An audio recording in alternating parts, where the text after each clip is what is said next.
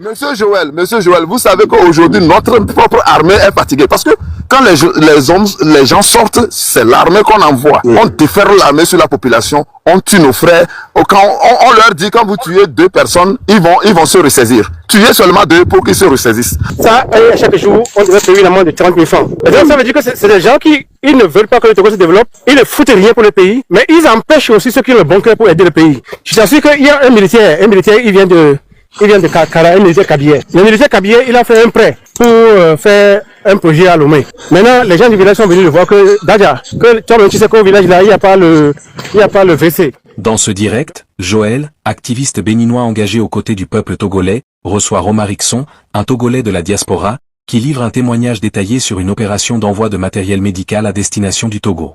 Selon son récit, à la fin de l'année 2024, un conteneur d'environ 18 pieds, chargé de matériel destiné à équiper des centres de santé dans plusieurs villes de l'intérieur du pays où notamment des ordinateurs, des imprimantes, des lits d'hôpital et divers équipements, aurait été acheminé jusqu'au port autonome de Lomé. Il affirme que cette cargaison y aurait ensuite été bloquée, empêchant sa distribution aux établissements bénéficiaires. Que s'est-il réellement passé? Quelles explications sont avancées? Quels sont les éléments présentés par Romarixon pour étayer son témoignage? Découvrez l'intégralité de ces révélations et des échanges dans cette émission. N'hésitez pas à partager votre analyse dans les commentaires, tout en restant respectueux des opinions de chacun. Je suis dans une organisation en Allemagne.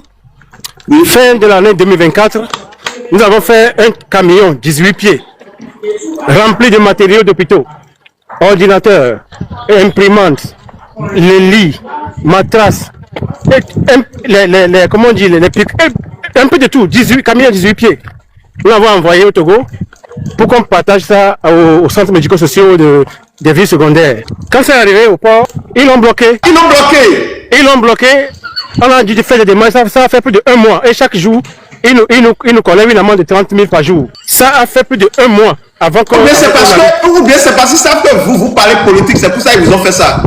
Non, mon nom n'était même pas dedans. C'est une association politique qu'on a créée ici. C'est l'association politique qui a envoyé le truc. Moi-même, je suis écarté de ça. Quand c'est arrivé au port, ça a fait plus de 1 mois avant qu'on ne reçoive ça. Ça, à chaque jour, on devrait payer une amende de 30 000 francs. Et donc, ça veut dire que c'est des gens qui ils ne veulent pas que le Togo se développe, ils ne foutent rien pour le pays, mais ils empêchent aussi ceux qui ont le bon cœur pour aider le pays. Je t'assure qu'il y a un militaire, il vient de Kara, un militaire Kabier. Le militaire Kabier, il a fait un prêt pour faire un projet à Lomé. Maintenant, les gens du village sont venus le voir que, Dadja, que toi-même tu sais qu'au village là, il n'y a pas le WC. Donc le WC qu'on fait là, on fait le trou là et on met le ciment dedans là. Donc il n'y a même pas ça. Donc les gens continuent d'aller au WC dans les champs. Et donc on lui a dit ça, on lui a dit que ok, si c'est ça, il a enlevé une partie de l'argent pour aller construire WC aux gens au village.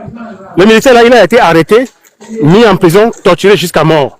Parce qu'on dit que lui, il veut faire le bon. Comme ça. Le 13 janvier 1963, à 2 h du matin. Lomé, Togo, un coup de feu déchire la nuit. Le premier président du Togo, Sylvanus Olympio, s'effondre, à quelques mètres de l'ambassade américaine, où il cherchait refuge. Qui a appuyé sur la gâchette? Gnassingbé Eyadema, celui qui l'a affirmé, puis nié? Un sous-officier français de la garde présidentielle? Ou une puissance étrangère qui voulait sa mort?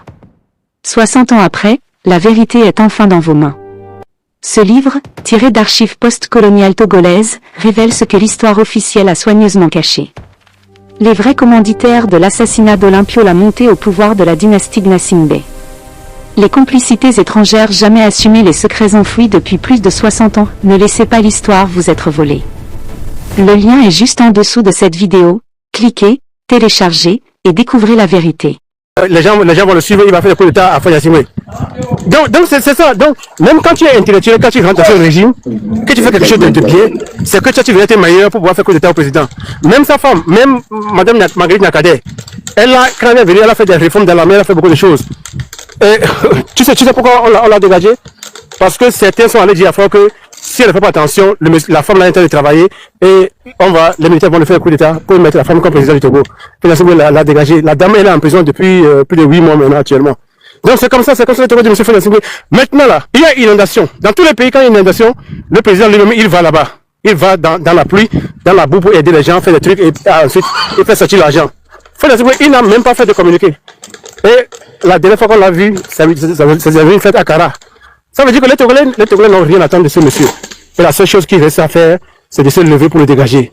Et donc, mais le jour où on a commencé par parler d'inondation, M. Romaric, il a organisé un faux truc à Lomé pour recevoir le président de la CEDEAO. Il est pour parler de l'Iran. Pour parler de l'Iran. Ouais. Pendant que son pays est inondé, son pays est inondé, son peuple l'appelle. Il organise quelque chose à coup de milliards pour parler de l'Iran. Les gens qui connaissent un peu l'histoire du Togo, ils savent qu'il y a des morts. Le père de Frédéric Nsingbe, c'est pas un Togolais, c'est un Tchadien. Et donc il n'a jamais eu d'amour du Togo, mais Frédéric Nsingbe, au moins sa maman est togolaise. Et donc, lui, il devait avoir un peu d'amour togolais, mais lui aussi, il n'en a pas. Et donc, il se fout du peuple. Et donc, quand quelqu'un qui est président, qui devait être un serviteur, mais il se fout du peuple, qu'est-ce qu'on lui fait? On se met debout, on le dégage. C'est la seule chose qui reste au Togolais à faire. Il n'y a pas d'autre moyen. Il n'y a pas d'autre moyen. La diplomatie et autres, nous le faisons déjà en Occident. Je t'assure que dans les semaines dernières, nous en avons encore fait à gogo. Maintenant, il suffit que le peuple se lève et ça va finir. Dans les années passées, ça n'a pas marché parce que les militaires pensaient que c'est eux qui étaient au pouvoir. Certaines ethnies pensaient que c'est elles qui étaient au pouvoir. Maintenant, après des années, tout le monde a vu que c'est Frédéric Nsingbe et ses amis seulement. Et ces femmes qui profitent du pouvoir. Tout le reste, là, ils s'en foutent. Et donc maintenant, quand le Togolais sera dans la rue, je pense que ça, c'est seulement une affaire de quelques heures et puis on va finir avec ce régime-là. Voilà ce que je peux dire. Alors, à titre exceptionnel, chef canton de Kwazindé, bonsoir à vous. Merci de nous rejoindre. 5 minutes, s'il vous plaît. Comment vous allez? Toujours top. Et vous? Oh, je vais bien. Seulement vous dire bonsoir et vous dire vraiment félicitations parce que vous êtes devenu plus qu'un parti politique togolais et que le peuple togolais vous adore tant. Et saluer le grand frère Romarickson et les autres aussi qui sont là. Vous saluez vous tous. Vous savez, très souvent, moi j'ai l'habitude de dire qu'il y a les résistants et il y a les institutionnalistes, ou bien les institutionnels. Comme pour paraphraser notre grand frère Ferdinand qui dit, ceux qui ont choisi les élections, laissez-les aller aux élections. Vous qui avez choisi de lutter, d'être des résistants, continuez votre route. Ceux qui veulent un dialogue, laissez-les. Continuons ce que nous sommes en train de faire. Et vous verrez que quand ils vont se retrouver dans quelque part où il n'y aura plus personne qui parle d'eux, eux-mêmes vont devenir vos militants. Transformez-les en vos militants en leur montrant que vous pouvez mieux faire. C'est ça. Moi, là, je ne vais pas les mélanger dans mon programme. Je mélange ceux qui sont des résistants. Et c'est avec eux que je sais que je peux marcher. Le reste, bientôt, ils vont devenir mes militants. C'est ça, parce que ce que vous dites, chef canton, vous savez, si on me accorde plus d'importance et que ça prend de l'autre côté jusqu'à ce que nous arrivons à quelque chose, ils seront obligés. C'est pour ça qu'il faut même plus les calculer, il faut les laisser dans notre dynamique. Oui. Très souvent, qu'est-ce que moi je fais sur mon panel? Les gens trouvent que je suis dictateur.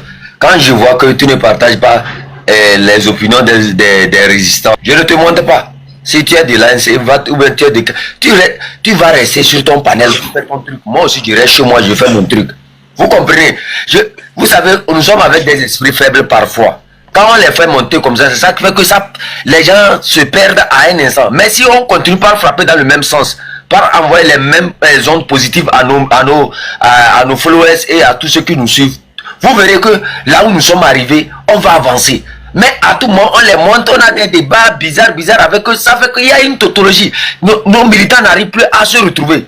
Chez moi, tu es Zozo, tu restes Zozo. Tu ne viens pas chez moi. Tu es dans les élections, dialogue, tu ne viens pas. Tu restes.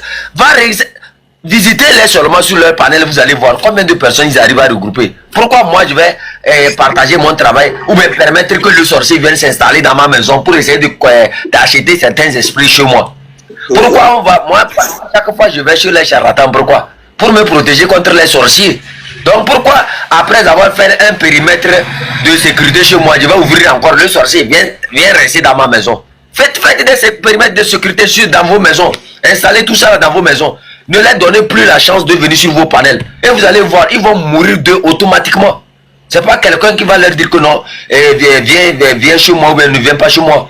Il vient, tu ne le montres pas. Il n'y a pas un débat avec toi. Le seul débat que je peux mener, c'est avec les résistants. Ça s'arrête là, un point, un trait. Ah, monsieur Joël, vraiment merci. Au moins vous, aujourd'hui, je suis sûr que même si nous ne sommes pas là, tous les Béninois vont nous aider à libérer le Togo. Hein? Ça, quand je vous vois comme ça, je suis tellement content que quand je regarde dans ma basse-cour, je vois des gens à Kodjovia qu'on peut se mélanger. Moi, ça me fait rire. Hein? Toi, tu es Togolais, tu n'arrives même pas à aimer ton pays. Trahison sur trahison, tout ça là. Et l'avenir même, tu es vieux. Vous êtes tellement vieux, c'est pas des jeunes personnes qui font encore conseil. Ils sont tellement vieux que tu vas les insulter, on va dire que moi j'insulte les gens. Et les gars, quoi. Sincèrement. Ils obligent les jeunes à les insulter. Vous êtes vieux. À l'heure actuelle, là, il faut prendre conscience. Ce n'est pas à nous, en fait, de faire ce travail-là, cher ami. Ce n'est pas à nous. C'est à vous, plutôt, de venir nous conseiller que, cher ami, nous, on a pris l'argent depuis là. Ça n'a rien changé dans nos vies. Donc, battez-vous pour libérer le pays. Mais quand toi, le jeune, tu te lèves, tu te bats, ils te tirent dans tous les sens, oui, alors qu'ils sont sales. Un cochon qui veut donner des leçons au bouc sur la propriété. Comment? Le porc se douche où? C'est pas dans les eaux usées. Répète ce truc-là, j'ai pas bien entendu. Un cochon qui veut donner des leçons de propriété au bouc. Alors là, ça c'est très bien dit, ça, chef. Mais c'est seulement vous les traditionalistes, vous les chefs qui avez, c'est vous qui avez bon de cette tournure de langage. Non, franchement, nous sommes riches quand même dans notre pays. Hein. Merci beaucoup à vous, chers amis. Merci beaucoup à vous. Merci beaucoup à vous, chef canton de Pézindé, c'est ça. Et que Dieu bénisse le Togo, que Dieu bénisse le peuple togolais. Monsieur Tobé. Allô, monsieur Joël. Bonsoir à vous. Ça, c'est comment? Je rends grâce à Dieu. Ah, oui, c'est le nécessaire. Et quand j'entends parler du problème du Togo, ça me gratte le cœur. Mais seulement, les Togolais aujourd'hui qui interviennent sur des panels doivent comprendre que c'est leur papa qu'ils avaient échoué sur un point. Leurs parents qu'ils avaient échoué d'un côté. Et donc, pour que ce problème soit résolu, il faut qu'ils aillent à l'école de leur étudier ce que avait fait leur papa, leur grand-papa, entre temps, et ils n'ont pas eu l'opportunité d'accéder au pouvoir ou bien de changer quelque chose. Mais attendez, monsieur Tobé, vous connaissez pourquoi, non? Dites-nous le pourquoi, s'il vous plaît, puisque nous sommes sur un panel. Dites-nous pourquoi leur papa, leur grand-papa avait échoué. Vous savez pourquoi ils ont échoué? Dites-nous. Parce que l'autre dit si ce n'est pas lui, ce n'est pas son frère. Si ce n'est pas lui qui va remplacer le papa Eyadema, ce ne sera pas son frère. Donc il y avait une discussion entre eux. Eux tous les politiciens dans le temps-là, je les connais tous. Ils avaient échoué sur un point. Monsieur Joël, excusez-moi. Oui. Comment dire, si nous prenons le Bénin par exemple, il faut tourner autour du pouvoir pour pouvoir prendre le pouvoir. Oui. Et puis, eux autres, ce qui me fait mal est que celui qui devrait prendre le pouvoir chez papa Eyadema, entre-temps, c'est lui plutôt qui a plongé le pays dans ce truc-là jusqu'aujourd'hui. C'était qui? C'était à Bénin. Il était le chouchou de papa Eyadema, entre-temps, quand le vieux était vivant. Il a occupé tous les postes. Fallait attendre un peu pour que le vieux décide, ah, c'est lui maintenant qui va le remplacer. Viens, il a fui. Et puis, est parti à l'extérieur, aller dire de n'importe quoi. C'est là le vieux s'est réveillé et dit, ah, parce que celui dont je parle, après maintenant, il est du sud. Et le vieux l'a pris comme son premier fils. Tout, il dit à monsieur là. Mais il a gagné quand même, le peuple togolais l'a choisi en 2020. Mais quoi, il n'a pas laissé garder le pouvoir. Monsieur Joël, laissez-le évoluer. Monsieur Joël, laissez-le évoluer. On écoute. Laissez-le évoluer. Ok, allez-y, continuez, monsieur Tobé, continuez. Depuis des années 2002, et il a fait ça, et puis le vieux s'est réveillé et dit, ah, donc je vous ai pris comme mon enfant, et peut-être tu vas me remplacer après, c'est ce que tu as fait. C'est ça maintenant le vieux a dit, ah, donc les gens du sud là, c'est comme ça vous êtes. C'est pourquoi vous allez voir, il n'a plus confiance à personne du sud. Parce qu'ils se trahissent entre eux-mêmes, et puis celui qui est à côté du pouvoir pour pouvoir faire le show là, aussi a trahi son show là. Est-ce que c'est normal? Mais comment vous avez su tout ça? Monsieur Tobé, vous avez quel âge? En quoi vous êtes dans quelle tranche d'âge en ce moment? Moi, j'ai 53 ans aujourd'hui. 53 ans. En ce moment, vous étiez dans les secrets de Dieu ou quoi? Moi, j'ai fait Lomé pendant des années. J'ai fait le Togo, l'histoire du Togo. Si vous parlez tant que vous n'êtes pas au courant de ce qui s'est passé dans le... Parce qu'il faut connaître le passé d'abord avant de savoir comment se projeter. Leurs papas ont fauté. Ils ont mal fait quelque part. Et puis c'est là qu'ils vont aller voir comment ils ont fait pour ne pas arriver là-bas. Ils doivent étudier ça d'abord pour trouver la stratégie maintenant pour revenir. Mais s'ils sont sur des planètes en train de parler, ça ne va rien changer, ça va plutôt, comment dire, amplifier les choses. Et tout ne suffit pas de venir ici pour dire, Kabier, il y a demain, quoi, fort, non. Tu as marché avec moi, et que c'est toi maintenant qui sors derrière moi, et puis venir parler aux gens de moi, moi aussi je vais m'attentionner contre toi. Parce que si tu connais bien les Kabiers sont des gens qui sont gentils. Il a montré ça c'est clair. Ça c'est clair. Les Kabiers sont gentils, mais il y a des et Foy ne sont pas gentils. Au moins vous reconnaissez ça. Attends. Et il y a demain, Foy n'est pas mauvais. Hein? Ah, il n'est pas mauvais. Toi qui es là, si quelqu'un se lève tout le temps, si quelqu'un se lève tout le temps. Attendez, monsieur Tomé, attendez, on va écouter les autres Togolais. Vos frères pour voir s'ils partagent et ce que vous êtes en train de dire. Alors, monsieur Zach Mazar, monsieur Tombe dit, Foy Singbe n'est pas mauvais, hein, il est gentil. Que pensez-vous de ça? Oui, merci d'abord, monsieur Joël, et puis merci à tous les auditeurs qui nous écoutent. Vraiment, je suis des fois très navré parce que les Togolais ont certains comportements, une haine viscérale, je vous dis bien, vis-à-vis de certaines personnes qui n'ont rien fait, c'est-à-dire du mal, par rapport à ce qu'ils ont entendu raconter des histoires. Moi qui vous parle, j'ai eu la chance de côtoyer, je vous dis, pendant 4 ans, ce monsieur du docteur Agbome. Si monsieur Tobé vient dire que c'est monsieur Agbome qui devait prendre le pouvoir et que c'est lui qui a trahi et qu'il a des masses réveillées, mais tout ça là, c'est des racontants. C'est des racontants. C'est ce que les hommes affabulent tout le temps. Bien sûr qu'il a occupé presque tous les postes, même au Togo, même il a gagné même les élections présidentielles en 2020 que tout le monde connaît, qu'on ne l'a pas donné pour que le changement vienne.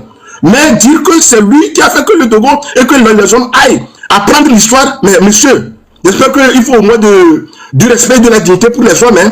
Monsieur Agbome Koto, c'est-à-dire, ce n'est pas lui, son parti qui a gagné en 1992 des élections. Il s'agit de le parti de l'UTD, comment dire, de Edem Kojo et de Agboibo qui ont gagné les élections. C'est ce que vous dites là, c'est compréhensible. Ils avaient la majorité pour aller à l'Assemblée. Mais en ce moment, Agbome Kojo n'était pas dans ce cirage là. Donc c'est un petit point que moi je vais vous apporter. C'est-à-dire qu'il faudrait qu'actuellement nous les Togolais, nous luttons pour que le changement y vienne. C'est ça notre objectif. Parce que le régime fort et Sozinès, comme celui de son père, ils ont fait beaucoup de mal aux Togolais. Et tous nous payons les conséquences aujourd'hui. Donc il ne faut pas dédouaner cette famille-là. Cette famille est venue comme ça, on ne sait d'où. Elle a pris tous les Togolais, c'est-à-dire en esclavage. Après 4 ans, après 4 mandats de force, il a changé la constitution que tout le monde connaît pour rester éternellement. Mais, que dit la constitution de 1982? Est-ce que vous lisez ça au moins? Et que dit la décision de la CEDEAO? Est-ce qu'avec tout ça, là, il faudrait encore donner un quitus à Force de rester là-bas? Je vous dis que le Togo, là, le pouvoir de force, il est mort, il est à terre. Là où il est. Mais attendez, monsieur Zach, que pensez-vous de ces Africains qui se réjouissent de l'ancrage de Foy Singbe et de l'ancrage de l'armée russe au Togo? Il y a des gens qui se réjouissent, ils disent, ah oui, les Russes au Togo, non. Tout ça là, c'est mal connaître la politique. Fort Eswatini n'a été jamais un homme lucide. Il a un pied dans la CEDEAO, il a un pied dans l'AES, il a un pied partout. On ne sait même pas dans quelle catégorie le classer. Actuellement, il va amener plus de 300 militaires russes qui vivent au Togo. Il a fait amener un bateau russe qui est venu s'accoster là-bas tout en brûlant, c'est-à-dire les feux de signalisation pour qu'on puisse le repérer. Donc tout ça là, qu'est-ce qu'il prépare contre les Togolais? Nous savons dans les conditions dans lesquelles il est venu en 2005, en massacrant près de 2500 Togolais. Actuellement, qu'il a fait 4 mandats, on lui dit que ça suffit. Il nous amène ce ne sont pas c'est des milices. C'est des milices russes qu'il a amené. Ce n'est pas l'armée russe, ce n'est pas des militaires, c'est des milices russes, ukrainiens et russes qu'il a amené là-bas. Hein?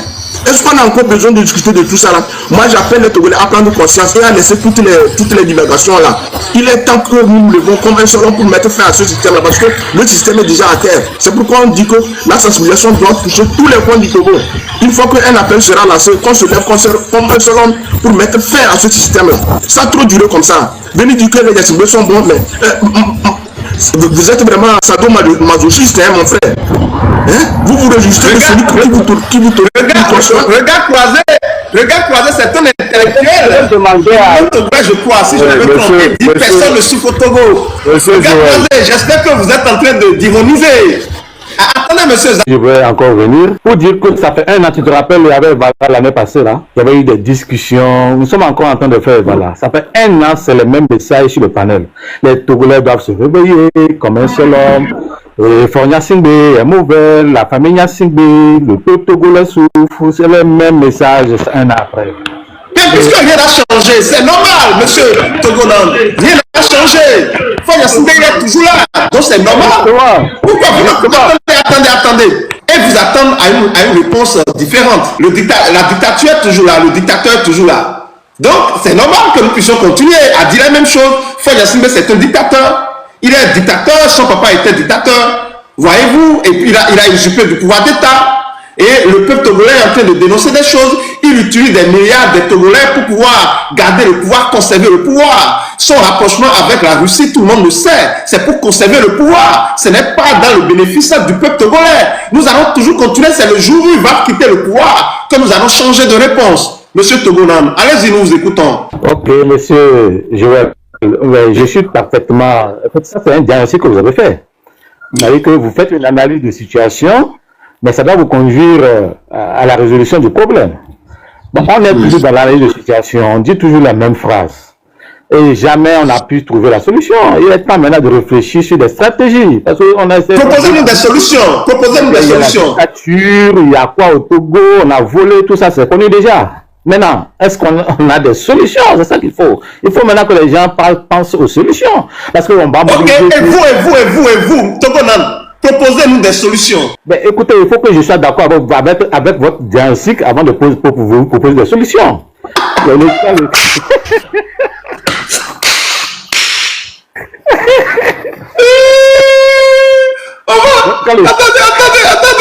Attendez, j'espère que vous n'êtes pas monté ici pour remuer le couteau dans la plaie. Parce que j'ai compris que vous êtes d'accord avec notre diagnostic. D'abord, comment vous pouvez ne pas être d'accord? Ce serait quand même bizarre. Non, mais écoutez, en fait, c'est pas... Fornia Singbe a fait plus de 20 ans au pouvoir. Ça, on peut pas le nier. Vous voyez, on ne peut pas le nier. Donc, il y a des difficultés au Togo, ça c'est comme dans tous les pays. En fait, mon problème c'est que il faut que les Togolais cessent de... Quand j'entends les gens, il y a toujours de la haine. Il suffit juste que quelqu'un Togo vienne de s'exprimer en même temps, celui qui a parlé, on sent... C'est pas comme ça qu'on va réunir les Togolais. C'est pas comme ça qu'on va réunir les Togolais. Parce que moi, quand je viens, j'écoute, je me dis que je ne vois pas un changement dans le comportement, dans l'attitude de ceux qui veulent ce changement à tout prix, parce que les Togolais sont de multiformes. Monsieur, vous avez évoqué les solutions, donnez-les, c'est ce qu'on attend de vous. Il ne faut pas tourner autour du pot. Tout le monde soit d'accord avec vous. On a dit tous les jours que oui, il faut mailler le pays, il faut sensibiliser, ça c'est déjà... Mais on le fait comment? C'est-à-dire que ça là, on va sensibiliser, il faut faire le maillage du pays, ça se dit partout dans tous les pays. Et quelle est la particularité du Togo? Qu'est-ce qu'on fait exactement pour mailler tout le pays? Ça, il faut le dire, il faut réfléchir pour ça, mais des solutions génériques là. Il faut qu'on fasse ça. Il faut faire quoi? Le jour, le peuple va se réveiller. Le peuple là se réveille comment? On fait quoi pour que le peuple se réveille? Mais oui, on a dit que oui, faire des panels TikTok, oui, ça va réveiller tout le monde, mais rien n'a réveillé. Donc ça veut dire qu'il faut réfléchir autrement. Si on est tous d'accord, on force tout le monde à accepter l'analyse de la situation. S'entendre pour faire. Il n'a qu'à nous donner les solutions, juste alors nous donner aucune solution. Aucune solution, mais il est là, il parle dans le vide. Il n'a qu'à donner des solutions, c'est ça qu'on lui demande. Monsieur, le régime est là, le régime est là, il est là, il était là et il est encore là. Maintenant, on veut que ce régime parte. J'ai toujours dit et je répète toujours qu'il faut avoir les moyens de sa politique. Voilà. Moi, je le dis toujours. Est-ce qu'on a les moyens de faire sortir le peuple togolais comme un seul homme pour faire partie de ce régime? Si oui, ça fait déjà 20 ans qu'on n'atteint pas, qu'on n'arrive pas à le faire. Mais on continue pas à dire oui, le jour le peuple va se réveiller un seul homme, on ne fait rien pour que ce peuple. Attendez, Togo, il y a quelque chose que vous oubliez. Vous savez, Gnassingbé, il a dit devant un média que oui, après les événements de 2017, je crois, il a dit maintenant tout va mieux, vous voyez, il n'y a plus de contestation, nous sommes d'accord, maintenant on s'entend. C'est pour ça que nous devons continuer, malgré qu'on n'a pas encore les moyens, nous continuons jusqu'à ce que c'est cela qui va, qui va manifester ces moyens. Ça viendra. Moi, je suis convaincu. Ça viendra. Parce que c'est des gens qui sont dans l'injustice. Ce qu'ils font pour le peuple togolais, ce n'est pas bon. Et tôt ou tard, ils vont tomber. Je vais vous dire quelque chose. Lorsque vous demandez des solutions, nous sommes allés même très loin, on a dit, écoutez, tout ce que nous voulons aujourd'hui, même si Gnassingbé demande l'amnistie, il faut lui accorder ça pour que le Togo puisse retrouver sa souveraineté. Il faut le lui accorder. Parce que nous n'avons pas dit forcément il faut détruire les gens, il faut dire les gens. Non. Si tout ce qui importe aujourd'hui, moi je suis convaincu que tout ce qui a été détruit sera reconstruit. Tout ce qui a été détruit sera reconstruit. Cela veut dire quoi? L'essentiel, c'est que les Togolais puissent